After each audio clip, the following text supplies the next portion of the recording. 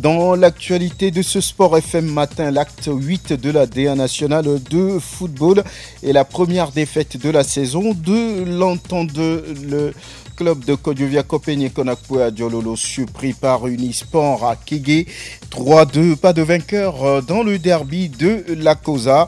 ASK Esco font jeu égal 1 partout.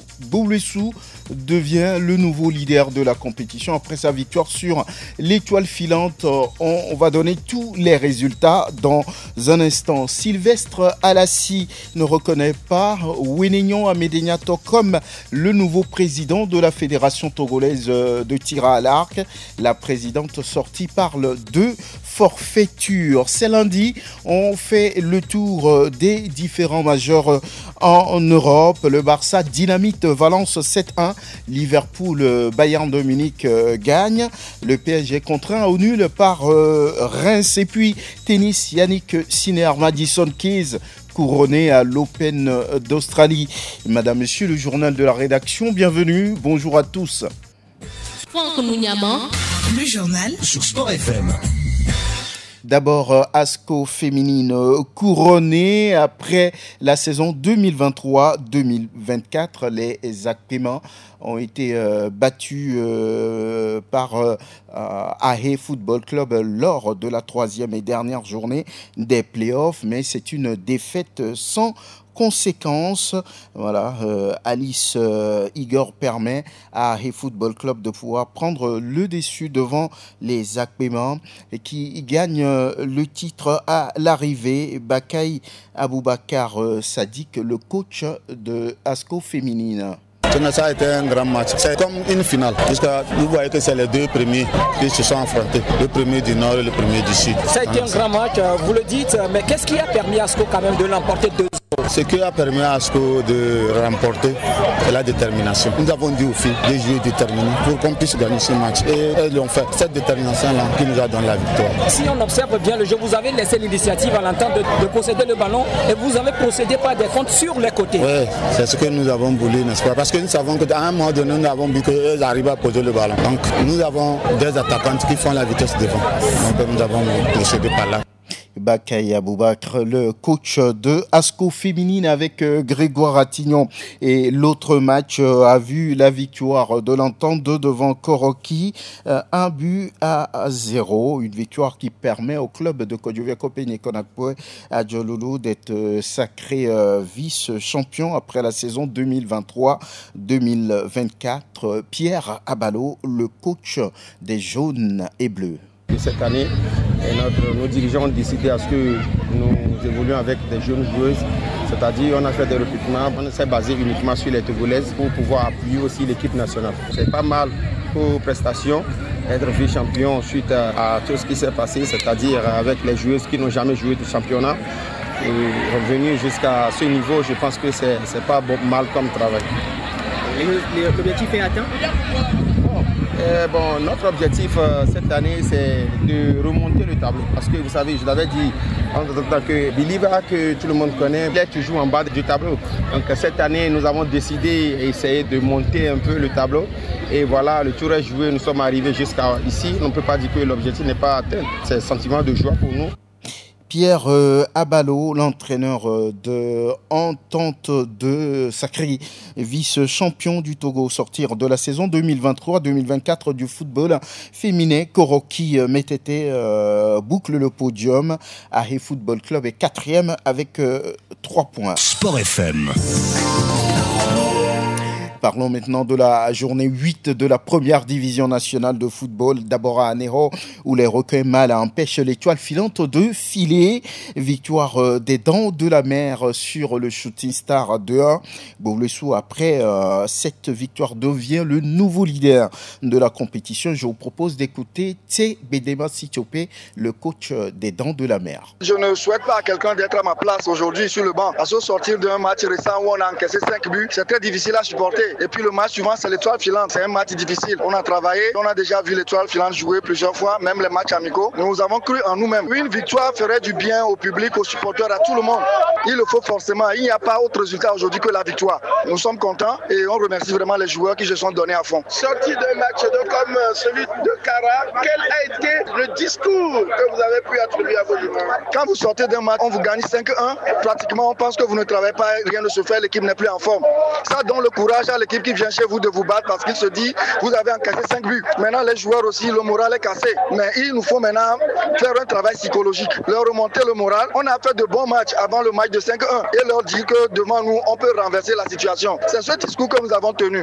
Sithiopé Tsek-Bedema, le coach de Goulouessou devant Prosper Agboklou. Et on note également le premier revers de la saison pour Entente 2. Le leader a chuté, l'ex-leader on va dire, a chuté à domicile face à Unisport. Le club de Kouloundé est venu surprendre les jaunes et bleus de Kodjovia Kopeni Konakpo à Djololo 3-2. Une première défaite de la saison analysée ici par Sidro Kofi, l'entraîneur de l'Entente 2. Au cours de la semaine, on a beaucoup plus mis l'accent sur l'aspect offensif, c'est ce qui nous manquait beaucoup. On était confiants sur notre défense. Je pense que cette semaine, on n'a pas beaucoup travaillé l'aspect défensif, on est resté beaucoup sur l'aspect offensif. Les buts sont arrivés, mais sont revenus après. Je pense que les deux aspects doivent être régulièrement travaillés. C'est la leçon à en tirer. Je ne pense pas que le changement a eu un effet sur le dernier but. Je pense que c'est trop de confiance de notre défense, ce qui a entraîné le troisième but. Je pense que ce n'est pas dû au changement. Le 11, il a été tourné, votre 11 de départ. Une équipe, c'est les meilleurs du moment. Donc chaque fois, on voit ceux qui sont en forme, ceux qui font fatiguer, à reposer. On joue des fois les mercredis. Bon, c'est un truc à gérer. Je pense qu'on est dans un peu ce système. Est-ce que la position de leader vous saoulait? Parce que là, vous avez manqué de caractère. Non, on avait bien noté sur les épaules. C'est l'aspect défensif qu'on n'a pas beaucoup travaillé. On a travaillé beaucoup plus offensivement. Les buts sont venus très tôt et puis on a cru que tout était acquis. C'est Sidro Kofi, le coach de l'Entente 2. Et naturellement, une bonne opération pour Bodi Taouraoué, l'entraîneur d'Unisport. Quand on fait un long voyage, on gagne, on est content. Mais on a gagné vraiment dans la sueur parce que l'adversaire vraiment n'est pas un petit morceau. Entente 2, d'abord, je lui félicite. Il a une très bonne équipe. Je ne l'ai jamais vu jouer.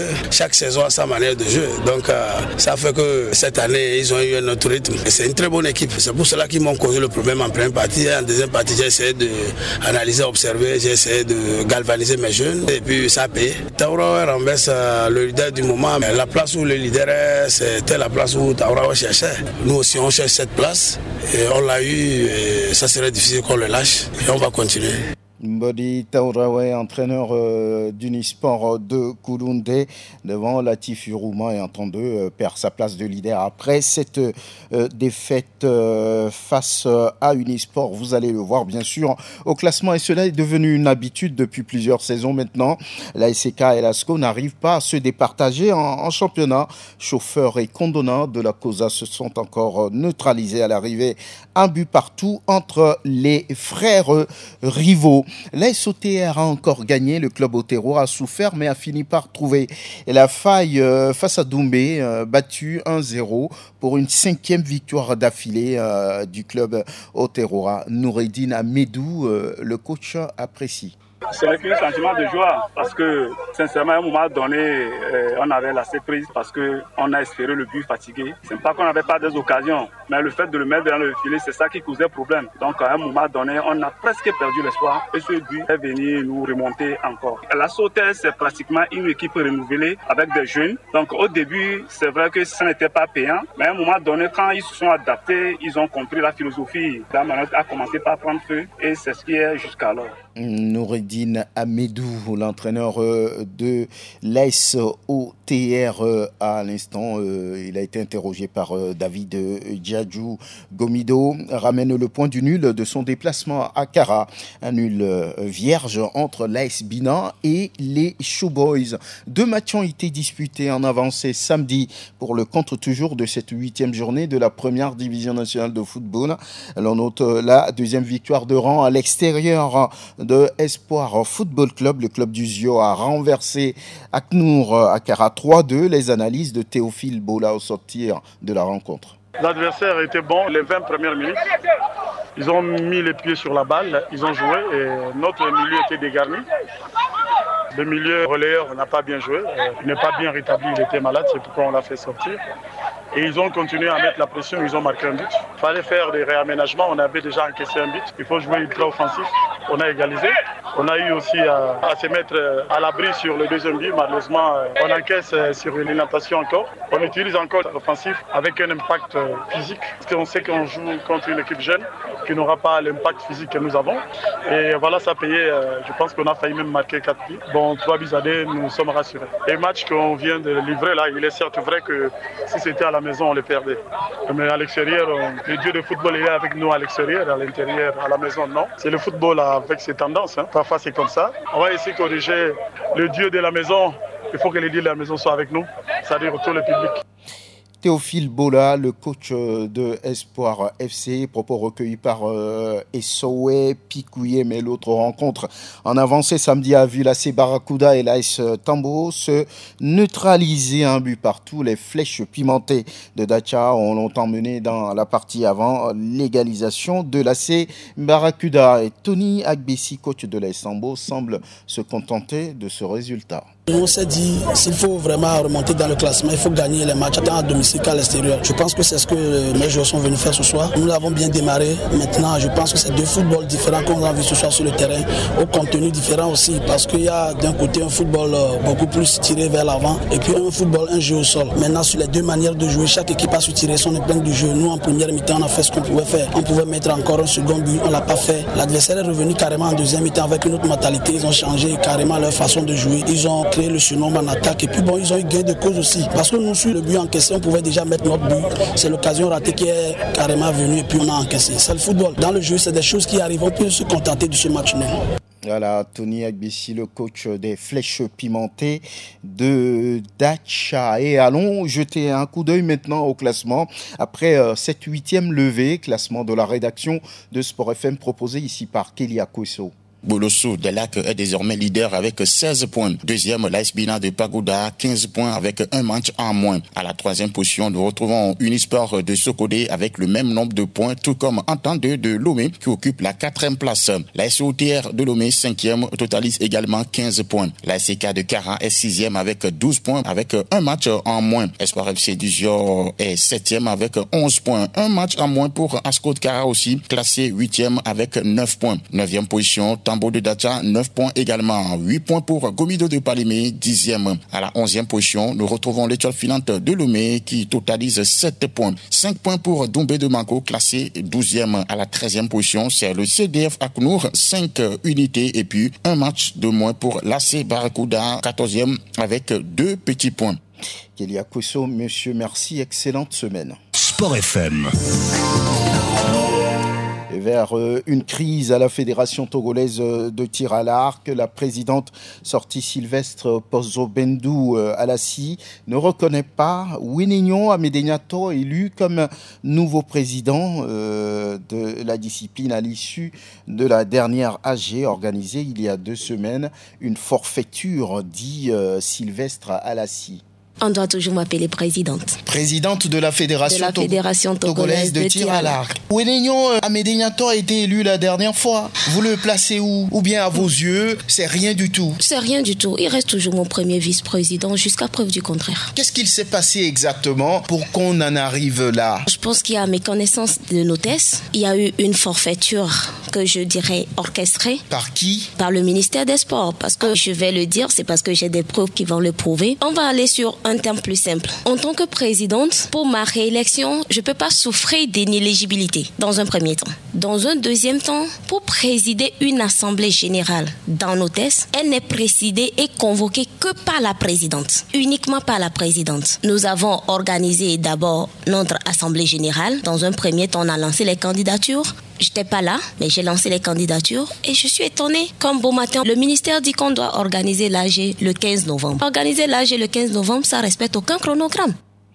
À l'instant, Sylvestre Alassi, présidente sortie de la Fédération togolaise de tir à l'arc du volleyball dans cette édition. Le projet volleyball à l'école qui suit son cours et le prochain festival a lieu le week-end à venir avec une dizaine d'établissements. Le volleyball à l'école, un projet à pérenniser, dit Noël Kokutadegno, le président de la Fédération togolaise de la discipline. continuer par travailler sur ce projet, trouver d'autres bailleurs. Si l'ambassade de France souhaite bien continuer avec nous, pourquoi pas, pour étendre ce projet à d'autres établissements, aller à 20, à 30 et au-delà. Ça permettra donc aux établissements de former des joueurs et ça permettra aux clubs de les récupérer aussi pour faire leur base et ça ne pourra qu'aider le volleyball togolais. Surtout qu'à l'international, un aspect particulier de plus en plus mis la pratique du volleyball chez les petites catégories à travers ce projet. Et surtout le fait que le ministère ait accepté d'ajouter le volleyball au championnat scolaire, nous puissions avoir des équipes compétitives et capables de représenter le Togo lors des échéances internationales parce qu'on nous annonce pour cette année des compétitions même olympiques pour les scolaires et donc ça ne peut qu'être bénéfique pour ces jeunes Togolais. La date du prochain tour? Alors le prochain festival aura lieu le vendredi 31 janvier, le samedi 1er février au stade Omnisport de Lomé. Tous les enfants seront là. Ils seront 240 enfants, filles et garçons pour jouer en tout pendant 2 jours, près de 90 matchs de volley. Noël Kokoutadenion, président de la Fédération togolaise de volleyball, à l'instant au micro, au téléphone, on va dire, de Sport FM. Vous écoutez le journal sur Sport FM en direct du studio Messaniamé. Prenez aussi le temps d'aller visiter le www.sportfmtg.com pour écouter la radio qui mouille le maillot partout où vous trouvez dans le monde. Lundi 27 janvier 2025, il est 8h passé de 16 minutes en temps universel. Même heure à Didogom et à Vatam et la météo affiche 27 degrés. Dans la suite de cette édition, le mondial masculin de handball, le tour des majeurs en Europe, puis du tennis. Une pause, elle est très courte, puis la suite du journal. À très bientôt. Soyez différents, écoutez Sport FM. Mondial masculin de handball, c'est Égypte-France en quart de finale de la compétition et ce sera mardi. Les Pharaons s'offrent le droit d'affronter les Bleus en quart après avoir battu le Cap-Vert 31-24 dimanche. Une mission qui s'annonce difficile pour l'Égypte. En 12 confrontations, les Pharaons n'ont jamais réussi à battre la France. Autre résultat, le Brésil domine l'Espagne 26-25, 30-28 pour les États-Unis devant le Bahreïn.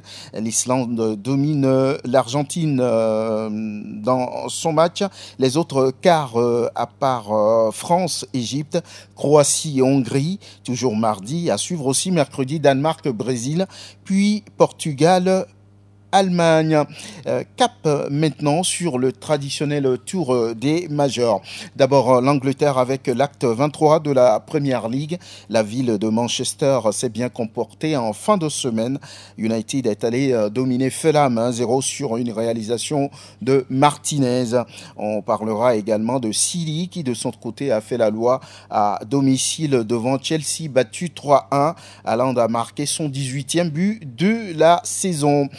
Liverpool a tenu son rang. Le leader de la Premier League a dominé Ipswich 4-1 avec un doublé de Cody Gakpo. Coup d'arrêt pour Nottingham Forest et écœuré par Bournemouth 5-0. Triplé du Burkinabé Dango Ouattara. Arsenal garde son deuxième rang après sa victoire sur Wolverhampton 1-0. Un partout entre Aston Villa et West Ham ou encore la victoire 2-1 de Leicester devant Tottenham. 21e journée en Liga espagnole. Le Barça détruit Valence 7-1, un partout entre l'Atlético et Villarreal. Victoire à l'extérieur du Real Madrid devant Valladolid 3-0. Triplé de Kylian Mbappé, une première sous les couleurs madrilènes.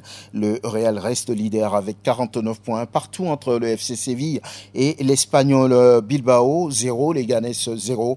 Retafe gagne à l'extérieur devant la Real Sociedad 3-0. En Allemagne, l'on a disputé le 19e chapitre de la Bundesliga. Le Bayern de Munich demeure le patron après sa victoire sur Fribourg 2-1. Harry Kane a trouvé le chemin défilé pour la 17e fois cette saison en championnat. Le Bayer Leverkusen perd 2 points sur le Bayern pour avoir concédé le nul de 2 partout face à Leipzig. 2 partout aussi entre Hoffenheim et Francfort. Même score entre Dortmund et Werder Saint-Pauli. À Supri, Union Berlin 3-0, Mayence 2, Stuttgart 0. Allons voir ce qu'il s'est passé lors du 22e chapitre du Calcio en Italie. Naples n'a pas raté l'occasion de maintenir 3 points sur l'Inter. Le Napoli bat la Juve 2-1. L'Inter s'est promené chez Lecce 4-0. Le Milan domine Parme 3-2. Victoire de la Lazio 2-1 devant Fiorentina.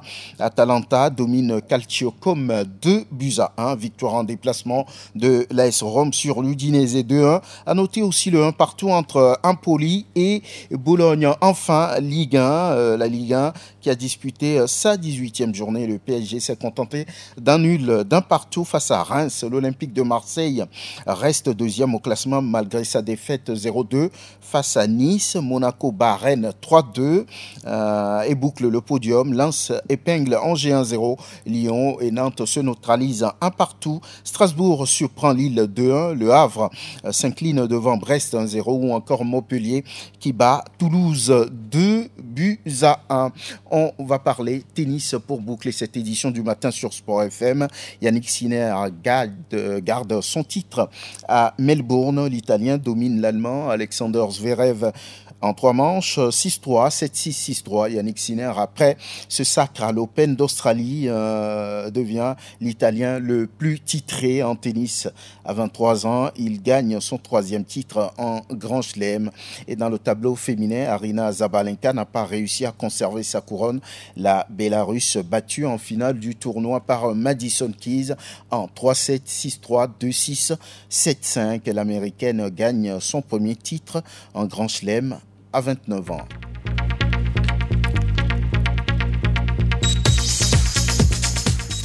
Et ce sera tout pour cette édition du matin sur Sport FM. Merci à toute la rédaction qui m'a aidé à vous la présenter. Merci à Théo Ajavon qui était à la coordination technique. Et surtout, faites toujours attention à vous. Chaque seconde est à vivre. Au revoir.